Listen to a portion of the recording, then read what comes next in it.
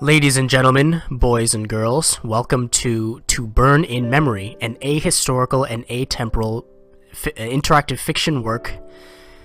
Explore a city that never existed, and uncover its secret history through the memories of a woman that lived its darkest moments. This was released in October 2015 on Steam. There is a browser version, although the last time I tried to access it, the connection timed out, so I'm not sure if it's still active. It's completely free, and it's essentially an ebook, and apparently it's very short. So let's have some fun. Let's relax and read a story. Breathtaking, isn't it? Says Salandre, gesturing out over the vista.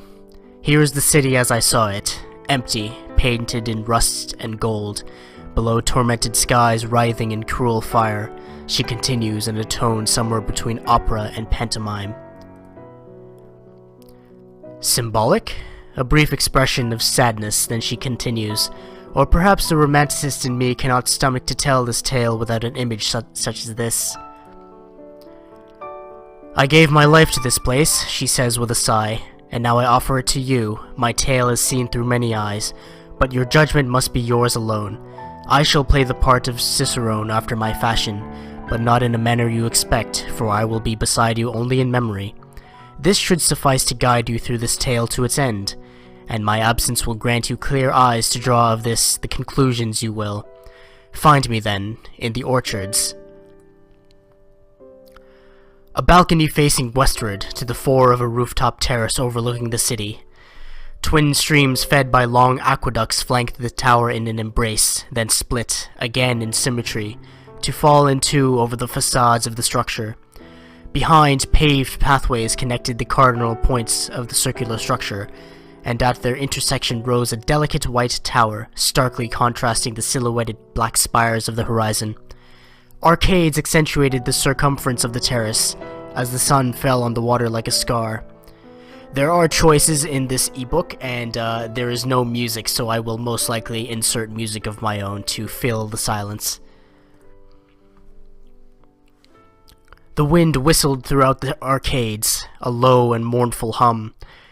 At the opposite side of the tower I could fully behold the western vista, a river stretching out to the horizon, the opposing shore veiled and blurred in fog, receiving long shadows cast from the tower.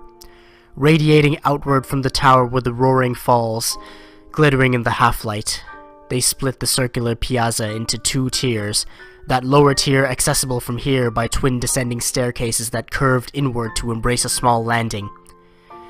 Through blackened windows teased entrance, the tower itself allowed no means of ingress at this level.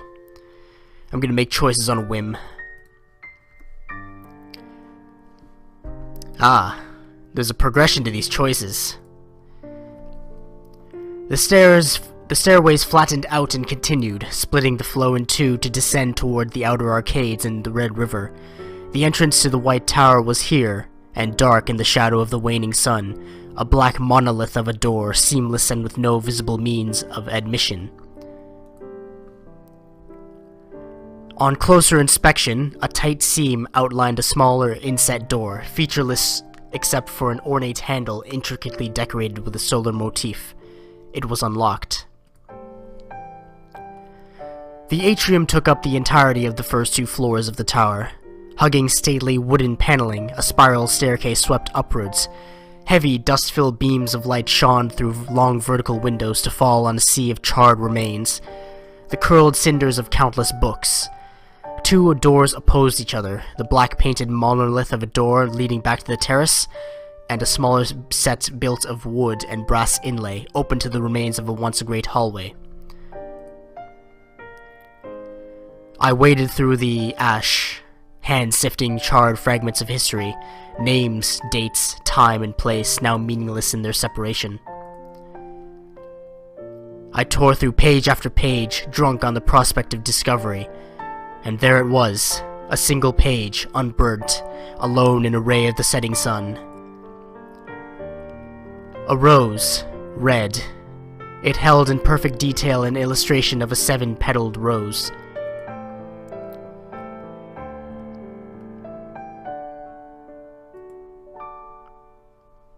The library was cylindrical in structure, occupying in full the 7th to 11th floors of the tower.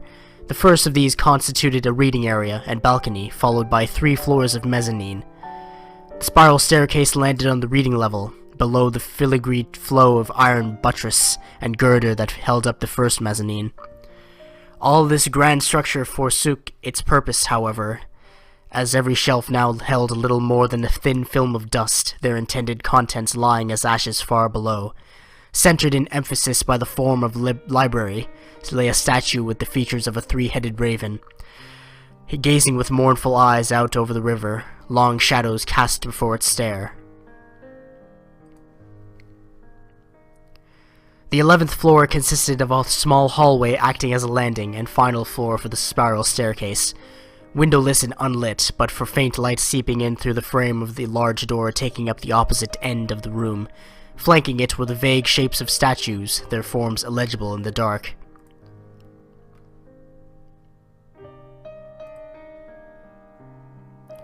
The tower casts its shadow over the river to touch the fog-shrouded shore. A small device sits precariously on the stone balustrade. An elegant clockwork device the size of a pocket watch, closed with a latch relief depicting a snake devouring its own tail.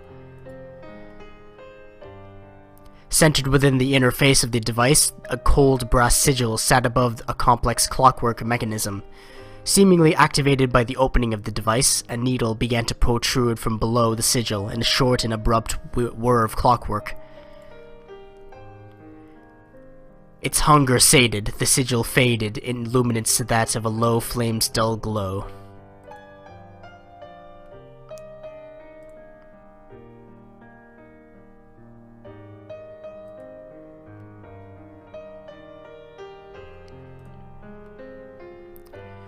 We gave them an ultimatum.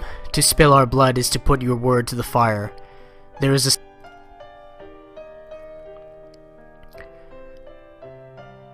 The atrium took up the entirety of the first 2 floors of the tower.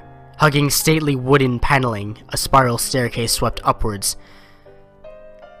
I already read this, didn't I?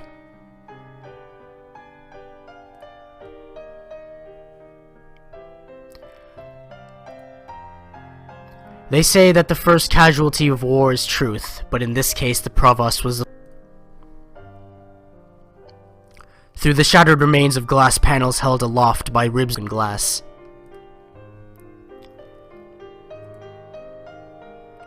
I stand in the livery of the nation of my birth, wearing my true... I won't read because I might butcher it.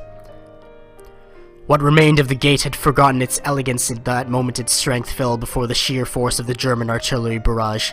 Filigree metalwork twisted and made harsh, to call now the mind, the form of a corpse, ribcage exposed. Calling to mind the triumphal arches of antiquity, that great arch of the Institute's entrance dominated its facade to a Palatian effect, further strengthened in emphasis by the twin falls aside it.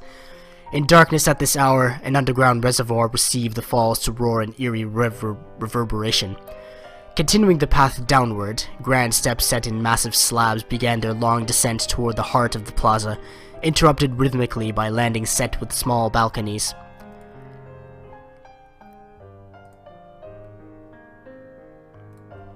It seems I am done with this area.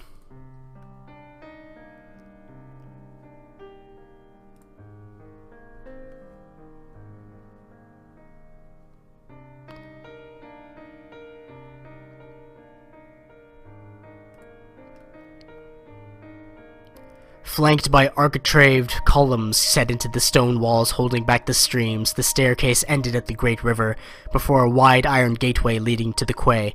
I could feel the falls, ever present, thunder behind thick stone. A brass gate barred the way down to the promenade. The Institute's entrance rear gate was no less a great work as its brother, that same elegance and strength, gold hue belying the fortitude of stronger metal, bright brass fashioned to call to mind the sun in all its radiance.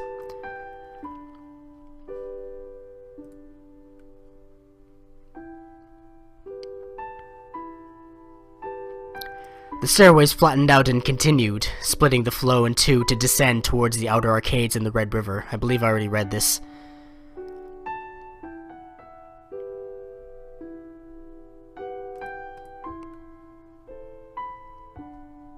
I seem to be lost.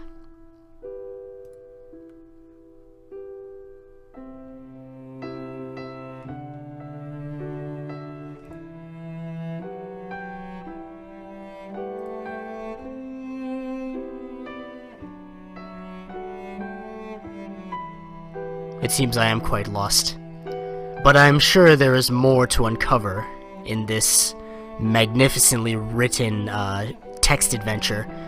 I'm reminded of Zork, actually, the different choices leading you to different paths. This story is quite intriguing, and as a short story writer myself, I am enamored by this style of writing and this very concept of text adventure. This, I encourage you to download To Burn in Memory. It is on Steam. It is completely free. It doesn't require a beast of a computer to run. Be advised that there is no music. It's just clicking on options leading to different paths. I'm not sure if there is an ending. It seems to be just an adventure in this tower. Thank you very much for listening. I will see you in another time in another place. Toodaloo.